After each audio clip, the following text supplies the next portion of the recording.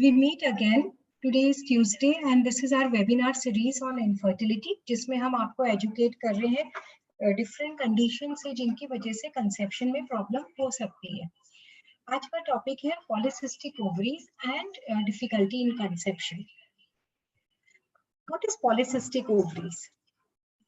आजकल हम सुनते हैं कि पॉलीसिस्टिक ओवरीज बहुत कॉमन है, गर्ल्स में बहुत कॉमन है. वो आके बोलती है कि हमें सिस्ट्स हैं ओवरी में, या आप अल्ट्रासाउंड कराने जाते हो या पीरियड्स इरेगुलर आते हैं तो आपको बताया जाता है कि आपको पॉलीसिस्टिक ओवरी है. So just revising, in every woman there is a uterus जिसको बच्चेदानी बोलते हैं. बगल में दो ट्यूब्स और दो ओवरीज होती हैं. When a girl is born there are 2 million eggs in the ovaries और वो बहुत छोटी स्टेज में होते हैं. 240 माइक्रोन्स के साइज में डॉर्मेंट पड़े होते हैं, बल्कि उससे भी छोटे. फिर हर महीने 8 to 10 एग्स ग्रो करना शुरू करते हैं और उसमें से 1 or 2 eggs they become big which are known as dominant follicle और वो फिर रप्चर होके जिसको हम ओवुलेशन बोलते हैं ट्यूब्स में आता है. ये हमने आपको पुराने वेबिनार्स में समझाया है. अब due to hormonal imbalance what happens कि ये जो एग्स है ये आपकी ओवरी की सरफेस के ऊपर इकट्ठे होते जाते हैं and they do not ovulate. जब वो ओवुलेट नहीं होते तो जब हम अल्ट्रासाउंड करते हैं तो ऐसा लगता है कि यूट्रस के ऊपर बहुत सारे ओवरीज के ऊपर बहुत सारे ब्लैक सिस्ट्स हैं, पर actually they are your eggs. And क्योंकि वो बहुत सारे होते हैं उनको बोलते हैं पॉली. वो सिस्ट जैसे लगते हैं उनको बोलते हैं सिस्ट. एंड ओवरीज पर है तो polycystic ovary. So polycystic ovary is not a disease, it's a hormone disorder. So it is also known as polycystic ovarian syndrome. It was first described by Steen and Leventhal in 1935 और ये 5 to 10% girls में होता है. Nowadays it's becoming one of the leading cause of female infertility और इसमें insulin resistance भी develop हो जाता है जिसकी वजह से आपके शुगर लेवल्स बढ़ सकते हैं और आगे जाके डायबिटीज हो सकती है. ऑल्सो इसमें एक्सेसिव एंड्रोजन प्रोडक्शन होता है जिसकी वजह से हर्सुटिज्म और हेयर ग्रोथ और एक्ने डेवलप होता है. इसकी ग्लोबल प्रेफरेंस 2% to 26% तक है और रफली इंडिया में 1 in 15 women they have been found to have it, and in some belts even 1 in 5 girls are found to have polycystic ovary. 36% of women in India are suffering from PCOS. So जैसे I told you, this is an ovary. ये इसकी ultrasound picture and you can see so many black cysts. Now these are not cysts. These are your eggs which have not matured और उनके अंदर पानी जैसा भर जाता है तो वो black color के दिखते हैं. So this is a polycystic ovaries. Polycystic ovaries में स्ट्रोमा जो होता है बीच का पार्ट भी बहुत थिक हो जाता है. Now prevalence is 3 to 20%, but that is just the tip of iceberg. It is believed that 70% of polycystic ovaries affected girls go undiagnosed. So PCOD is a metabolic syndrome with reproductive implications, and there is a huge impact on not only on the reproductive but also metabolic and cardiovascular health of the girls and women. Also, it is also having harmful effects on the self-esteem of a girl because there is increase in weight, there is hair growth, acne, and they're not able to conceive sometimes. So it is also known as one of the biggest thief of womanhood. This is very typical appearance in obesity is also very highly linked to polycystic ovaries because, as I said, there is insulin resistance, hence there is increase in the fat accumulation and truncal obesity, which leads to decrease in the weight loss. If we see, this is a normal ovary which we see on the ultrasound, and this is a polycystic ovary. So you can see the difference. A normal ovary has about 1, 2, 3, 4 eggs, and this is small in size. This is a polycystic ovary, very typically elongated ovary with lots of follicles on the side which appear like cysts and very thick stroma. So if you cut it in transection, this is a normal ovary and this is a polycystic ovary. Polycystic ovaries with obesity is one of the major cause of infertility. पर इसका मतलब ये नहीं है कि जिसको भी polycystic ovaries है उन सबको infertility होगी. Most of the women who have polycystic ovary, almost 90% will conceive on their own. Only 10% of these women may have problem in conceiving. So if we see in the unexplained causes or the ovulatory disorders, polycystic ovaries में egg time पे नहीं बनता है और वो release नहीं होता, so there is an ovulation disorder. So of the ovulatory disorder 85% contribution is by the polycystic ovaries. So who are more vulnerable to polycystic ovaries? South Asians, insulin, those who have insulin resistance. If they are very fat, like their BMI is more than 25, or they are very thin, there is something known as lean PCO. PCO means polycystic ovaries, so lean PCO also. So those who are very thin or those who have higher BMI, both are vulnerable. And in fact, lean PCO are more prone to infertility and problems. So what are the causes of polycystic ovary? The main causes of polycystic ovary are genetic cause, hormonal imbalance, insulin resistance, and excess male hormones. Now, why is it increasing? It is, nobody knows why polycystic ovaries are increasing. It could be because of sedentary lifestyle or because of our faulty eating habits. We are eating too much of fast food. We are not exercising. Then genetic cause also is believed to be one of the reasons for increasing polycystic ovaries. Stress is also considered to be an important cause. So what happens when insulin resistance increases, resulting in hyperinsulinemia? Then there is hypothalamic pituitary ovarian axis abnormality and ovulation and androgen axis. So androgen axis will lead to acne and hirsutism, and ovulation will lead to infertility, and insulin resistance will lead to diabetes, heart disorders, and also obesity. When the normal hormones are circulating, the eggs, they grow like this, and this is a pre-ovulatory follicle and it ruptures. When there is polycystic ovary, multiple eggs, they start growing and they get accumulated and there is formation of cyst. Now in polycystic ovary, the ovarian surface also becomes very thick. So as a result, many times either the egg does not grow, or if it grows, it does not rupture and it forms a cyst. So we see two types of problems with ovulation in polycystic ovaries. One is failure of growth of the eggs, and second is failure of rupture of the eggs. There is no clear-cut mode of inheritance. Initial studies suggested X-linked dominant transmission, but recent says that autosomal dominant inheritance is there. Risk of developing PCOS is 40% if sister is affected and 10% if mother is affected. So you can see acne, then these black pigmentation or hyperpigmentation, which is known as acanthosis. Hirsutism means increased in hair growth, obesity, or the lean PCO. Then there is male pattern of baldness and irregular menses. Now, why irregular menses? Because when the egg does not release, uterus does not get a signal that egg has been released, and so the periods do not come up time. Normally, whenever ovulation takes place, exactly 14 days after ovulation, periods come. And then, of course, infertility, which is our main topic today. So there is irregular periods, hirsutism, weight gain or excessive weight loss, alopecia, male pattern or baldness, acanthosis nigrans, the thick, rubbery, hyperpigmented skin on the neck, axilla, or skin folds. Then there are also cardiovascular effects. As I said, there may be increase in blood pressure, lipid profile may change, diabetes, heart disease. So this is a normal menstrual cycle in which on the 14th day the egg grows and there is a rupture of the egg.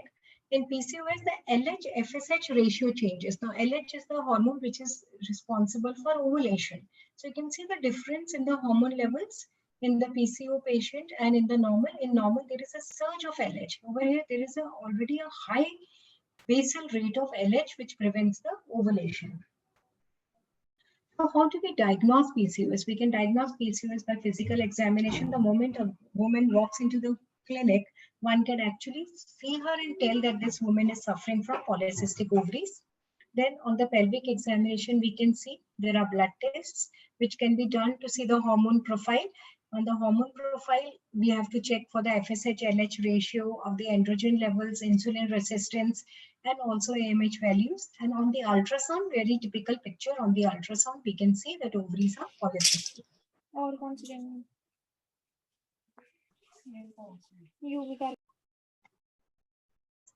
Then we come to the management of infertility in PCOS patient. For this, I would like to invite my colleague consultant, Dr. Isha, who will take you through the management of infertility.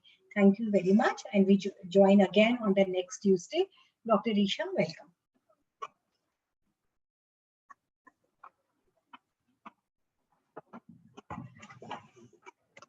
Thank you, Dr. Preeti.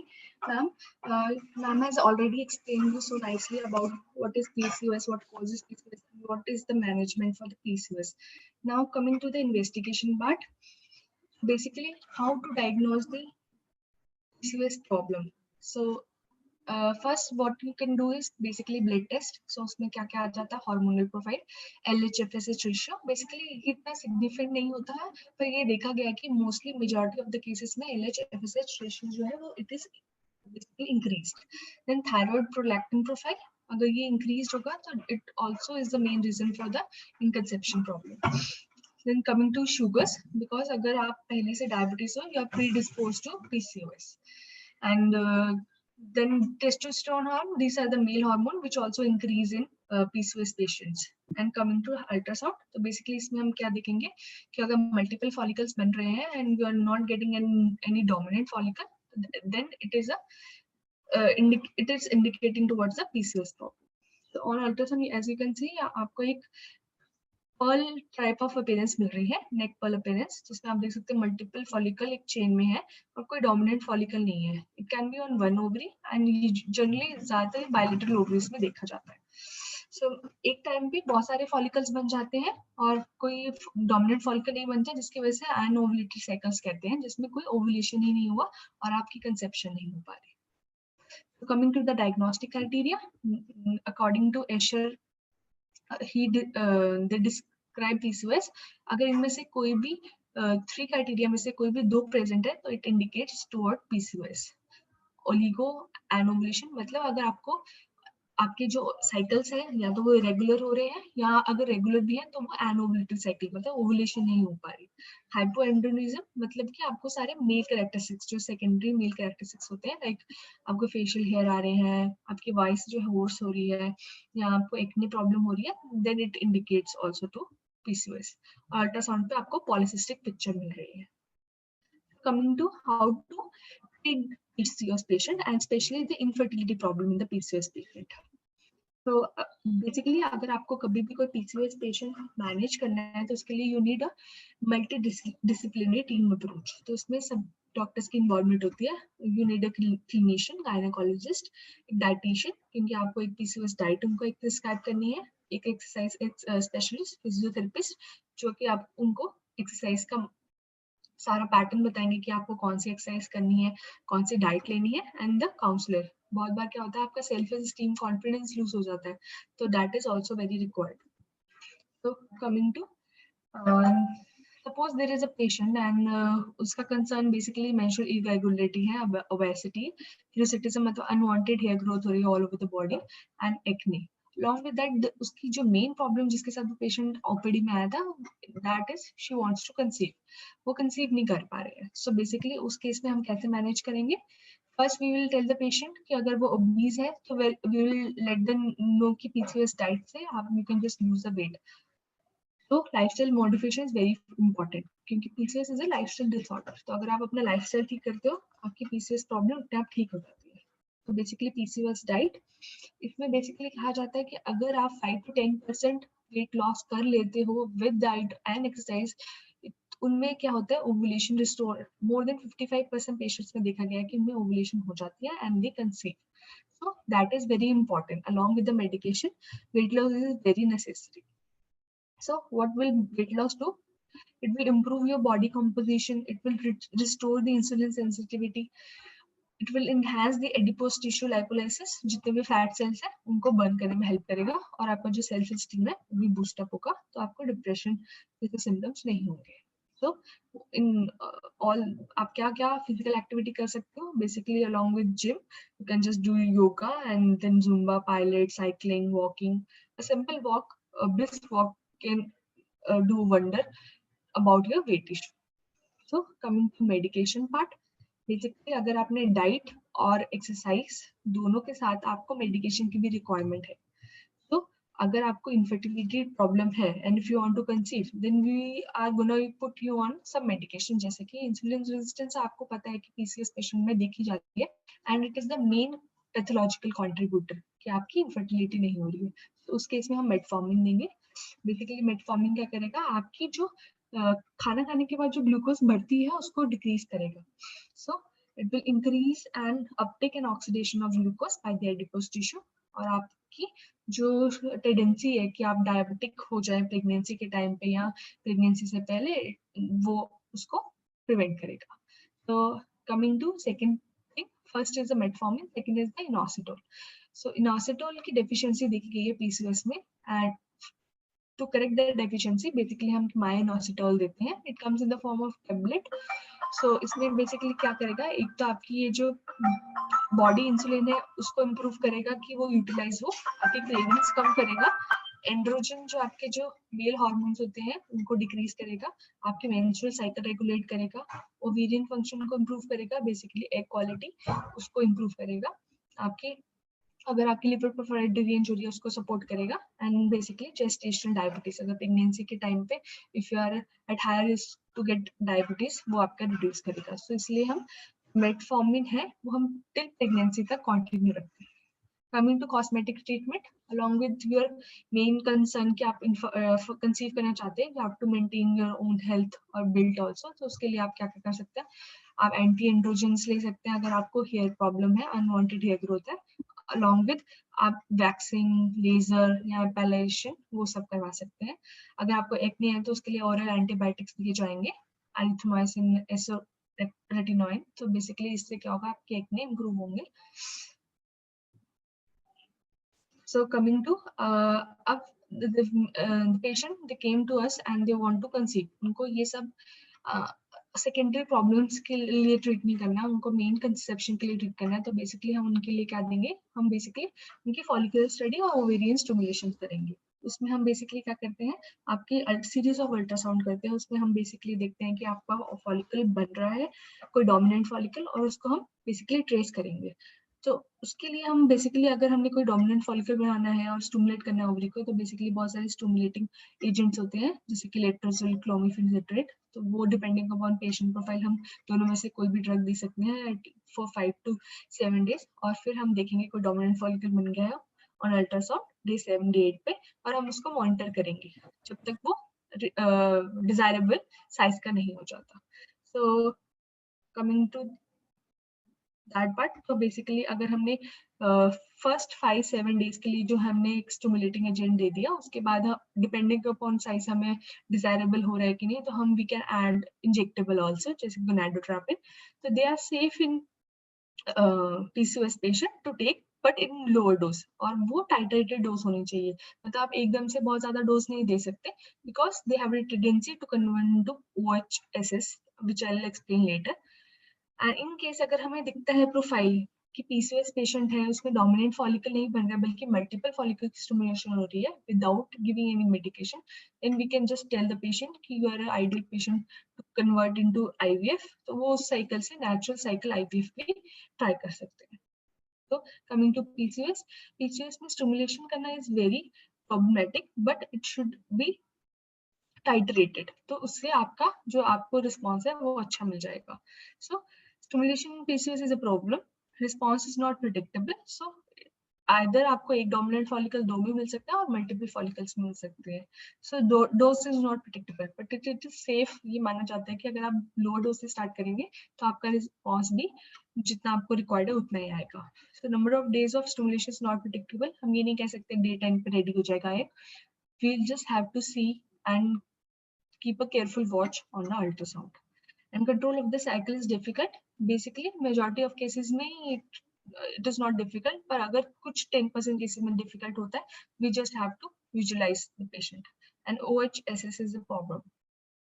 So basically ये देखा गया है कि अगर IVF patient है उनमें से 33 to 50% patient they have PCOS, और उनको IVF के लिए जाना पड़ता है because of the following reasons. तो बेसिकली जो स्टिमुलेशन के लिए जो पीसीओएस पेशेंट होते हैं they usually are hyper responder और पुअर रिस्पॉन्डर, मतलब या तो अगर हम थोड़ी डोज देंगे इससे क्या होगा कि मल्टीपल फॉलिकल्स बन जाए, या अगर हम डोज एक्यूरेट दे रहे हैं जितने डिजायर है स्टिल हमें फॉलिकल्स जितने साइज के हमें चाहिए उतने नहीं मिल रहे हैं। So it can be both ways. Fertilization rate कम, मतलब कि अगर एम्ब्रो बन रहा है तो वो अच्छी क्वालिटी का नहीं बन रहा है और वो स्टेज तक नहीं जा रहा है जिसमें हमें ट्रांसफर करना है।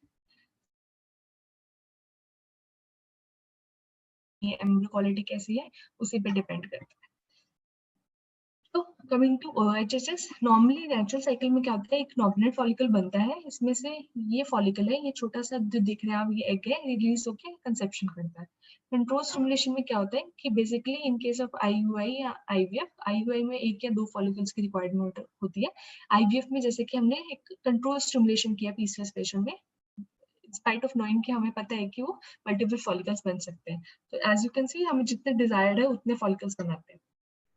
हाइपरस्टिमुलेशन में क्या होता है कि पेशेंट की टेंडेंसी है कि वो कन्वर्ट हो जाएगा हाइपरस्टिमुलेशन, हमने लो डोज से स्टार्ट किया पर एक टाइम पे बहुत सारे ओवेरियन फॉलिकल्स बन गए। सो बेसिकली इस केसेस में it can be dangerous to women, but अगर हम पहले से ही उसकी डोज टाइट्रेट कर दें और पेशेंट को एक्सप्लेन कर दें कि आपको रिस्क है, तो it can be managed. Basically OHSS क्या होता है, ovarian hyperstimulation syndrome, multiple eggs they form at the same time and it occur in those women जो कि एग फॉर्मिंग ड्रग्स लेती हैं। नॉर्मली अगर नेचुरल साइकिल में बहुत कम देखा गया है, जो कि एग फॉर्मिंग ड्रग लेती हैं उन्हीं में ये देखा गया है। एंड इन IVF पेशेंट जिनमें इंजेक्टेबल मेडिकेशन देते हैं उनमें भी ये प्रॉब्लम देखी गई है। तो basically what are the sign and symptom, आपको कैसे पता चलेगा कि आपको ये प्रॉब्लम हो रही है? Usually your doctor will tell you. Basically अगर आपको माइल्ड टू मॉडरेट पेन हो रही है, कोई ब्लॉटिंग तो नहीं हो रही, नोजिया, वॉमिटिंग, डायरिया या टेंडनेस इन एरिया ऑफ योर ओवरीज, तो इस एरिया को अगर आपको ये इनमें से कोई भी सिम्टम्स हो रहा है तो you are most likely to get OHSS। In severe OHS जो कि यूजुअली हम प्रिवेंट कर सकते हैं अगर हम पहले से ही डाइट्रेट कर ले डोज। अगर सीवियर OHS किसी को होता है तो उसमें सिम्टम्स क्या होते हैं, rapid weight gain, severe abdominal pain which required emergency admission, severe persistent nausea, vomiting, blood clots हो सकते हैं, यूरिन करने में कोई प्रॉब्लम, ब्रेथलेसनेस और लार्ज एब्डोमेन। तो कमिंग टू, अगर आप किसी भी मोड के लिए जा रहे हैं, natural, IUI, IVF, in PCOS patient, you need to add some adjuvant also, जिससे हमने हमको बताया मेटफॉर्मिन, मायोनिस्टोल तो देती हैं, साथ में we also add N-acetylcysteine which improve the insulin sensitivity and decrease the androgen, जो मेल हार्मोन्स होता है उसको कम करता है, melatonin, it improves the ovarian function and oocyte quality, and methyl folate basically जो होमोसिस्टीन लेवल है जो कि इंक्रीज हो जाती है PCOS में, वो कम करता है। देन कमिंग टू, अगर आप मेडिकल मैनेजमेंट कर रहे हैं और आप IUI, IVF के लिए जा रहे हैं, कंसेप्शन होगी तो that is fine with you, पर इन केस अगर आप अगर चाहते हो कि आप नेचुरली ट्राई करना चाहते हो और आपका OHS वाला रिस्क ज्यादा है और आप बेसिकली PCOS को सर्जिकल ट्रीट करना चाहते हो, तो उसके लिए एक मेथड है लेप्रोस्कोपिक ओवेरियन ड्रिलिंग। इसमें बेसिकली हम जो है बहुत सारी मल्टीपल जो सिस्ट बनी हुई है उसको ड्रिल करके हम ओवरीज को नॉर्मल उसकी बैक शेप पे लेके जाते हैं। Now coming to, if patient is pregnant, तो बेसिकली हमारा जो मोटिव था कि कंसीव हो जाए, वो कंसीव हो जाता है। उसके बाद basically we have to visualise कि उसको जेस्टेशनल डायबिटीज ना हो, कोई मिसकैरेज ना हो, तो basically that is very important. तो हम मेटफॉर्मिन पे थ्रू आउट जो प्रेगनेंसी वो रखते हैं ताकि उनकी जो इंसुलिन सेंसिटिविटी है वो इंक्रीज ना हो। So coming to patient who is coming to us और उसका already child या miscarriage हो चुका है, and they are coming to us with secondary infertility and the patient is not able to conceive, तो उस cases में क्या करेंगे? Basically हमारा management will remain the same, but we have to search for another abnormality also, कि tubal uterine abnormality तो नहीं है, कहीं male factor abnormality तो नहीं है, अगर recurrent pregnancy loss हो रहा है तो we just have to diagnose the situation कि what is the reason for the miscarriage. Coming to metabolic syndrome, in PCOS patient later in life देखा गया है कि अगर वो कंसीव कर भी जाते हैं उसके बाद PCOS जो है फिर से रिकर कर सकता है, तो उन केसेस में मेटाबॉलिक प्रॉब्लम्स हो सकती है, like diabetes, hypertension, liver disorder, heart disorder, mood disorders, cancer. उन केसेस में you just have to maintain your weight, you just have to keep check on your hormonal profile, then you will be fine. तो coming to कैसे आप manage कर सकते हो, basically it is a lifestyle disorder of adolescent age group, तो अगर आप adolescence में ही आप PCOS होने नहीं देंगे तो आपको आगे जाके प्रॉब्लम नहीं होगी। So how you can do it, basically आप जब जैसे पुबर्टी आती है तो you just keep a check on your weight, lifestyle modification करिए, avoid junk food, avoid sedentary lifestyle, carbohydrate and fat restrict करें, डाइट रिस्ट्रिक्ट करें, एक्सरसाइज करें, and low glycemic index diet लें जिसमें कार्ब्स कम हो। तो बेसिकली अगर आप 7% 5 to 10% भी वेट रिडक्शन करते हैं तो आपके मेंसेस रेगुलर होना बंद हो जाएंगे, आपको पीसीएस प्रॉब्लम होना it will be less likely. So basically in physical activity what you can do, moderate physical activity कर सकते हैं 30 to 60 minutes. So basically it is the most preventive measure to for the adults in PCOS. So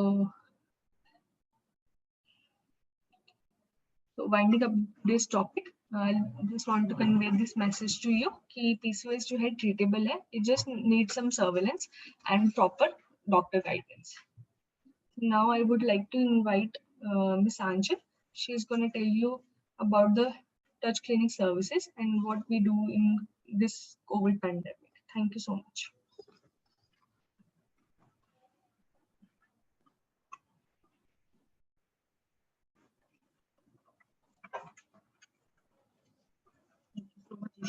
Now I'm ending up the session by telling you some information about the touch clinic services. Just a minute.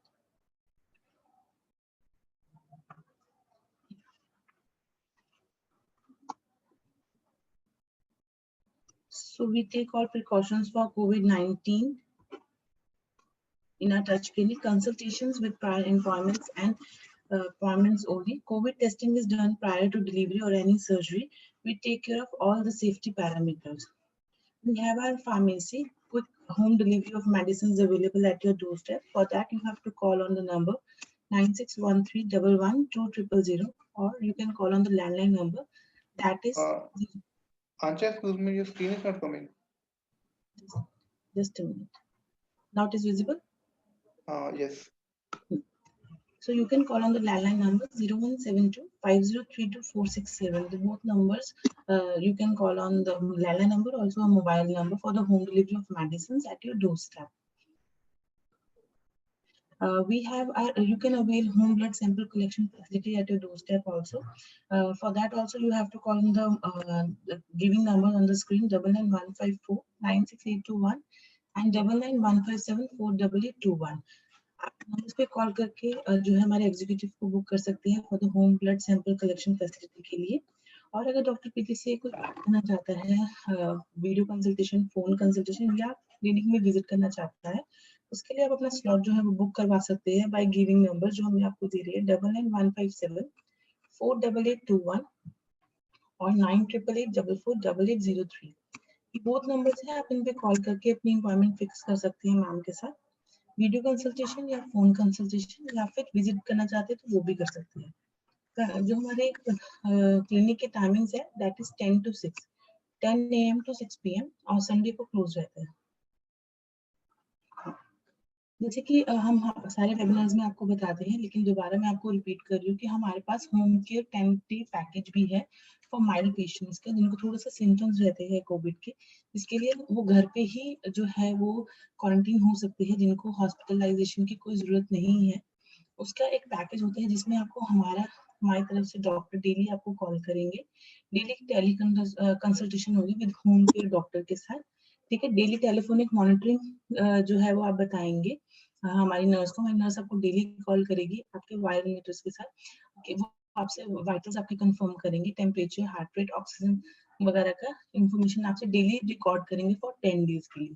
Daily monitoring होगी हमारी, जैसे मैंने आपको बताया nursing staff के साथ, वो daily आपको दिन में 2 बार कॉल करेंगे, मॉर्निंग में और इवनिंग में, ठीक है। तो ये इसकी बुकलेट वगैरह आपको हम कोविड केयर की जो बुकलेट होती है वो भी हम प्रोवाइड करवाते हैं। इसमें जो भी टेस्ट रिक्वायरमेंट है वो हम इसमें प्रोवाइड करवाते हैं। मेडिसिन अगर आपको इसके रिलेटेड चाहिए वो भी हम देंगे, और जो मेडिसिन जो लैब कॉस्ट होगी वो एक्स्ट्रा होगी। इसके लिए आपको कॉल करना है 99157 48821 पर। सो जैसे कि अभी हमारा आज जो हमारा टॉपिक था वो था पीसीओडी का। नेक्स्ट जो हमारा टॉपिक रहेगा वो हमारा रहेगा स्टेप वाइज मैनेजमेंट के, जो हमने जैसे हम स्टेप बाय स्टेप जैसे करते रहते हैं। जैसे मैं दोबारा आपको रिपीट करूंगी कि हम एवरी ट्यूसडे और एवरी फ्राइडे हमारे वेबिनार्स होती है। जो एवरी ट्यूसडे वाले वेबिनार्स है that is of infertility, and जो एवरी फ्राइडे वाले वेबिनार्स है दैट इज ऑफ प्रेगनेंसी की। तो अगर किसी ने कोई भी वेबिनार मिस किया है या बीच में लॉगिन हुआ है, वो हमारी वेबसाइट पे जा सकता है। हमारी वेबसाइट है www.thetouchclinic.com। आप इस पे विजिट करके हमारे जितने भी वेबिनार्स की रिकॉर्डिंग्स है वो वहाँ पे आपको मिल जाएगी, और कोई भी इंफॉर्मेशन लेना चाहता है वो भी आपको वहाँ पे मिल जाएगी। फिर भी कोई प्रॉब्लम आती है किसी को तो वो उस पे कॉल कर सकता है। नंबर है 9915748821। आप इस पे कॉल करके कोई भी इंफॉर्मेशन ले सकते हैं रिलेटेड टू वेबिनार और एनी अदर प्रेगनेंसी के रिलेटेड या कोई भी गायनी रिलेटेड प्रॉब्लम के लिए। ठीक है, तो हम नेक्स्ट आपको मिलेंगे नेक्स्ट फ्राइडे। नेक्स्ट फ्राइडे हमारा जो टॉपिक रहेगा वो रहेगा what health problems can develop during pregnancy, जिसमें thyroid, diabetic, DBT and high BP हम कवर करेंगे। जो हमारा नेक्स्ट फ्राइडे है, जो कमिंग फ्राइडे आ रहा है, टाइमिंग्स हमारे चेंज हो गए हैं। जैसे कि आज हमारा टाइमिंग था 3 to 4, इससे पहले जो भी हमारे टाइम से वो 4 to 5 के थे। नाउ हमने टाइम जो है वो चेंज कर दिया है, वो 3 to 4 है। तो नेक्स्ट फ्राइडे जो हमारा वेबिनार होगा वो भी 3 to 4 होगा। So stay tuned with us. कोई भी किसी को कोई प्रॉब्लम होता है वो हमारी वेबसाइट पे जा सकता है, या जो मैंने आपको नंबर्स बताया आप उस पर कॉल करके इंफॉर्मेशन ले सकते हैं। ठीक है, so stay tuned with us. Thank you so much. Thanks for joining us.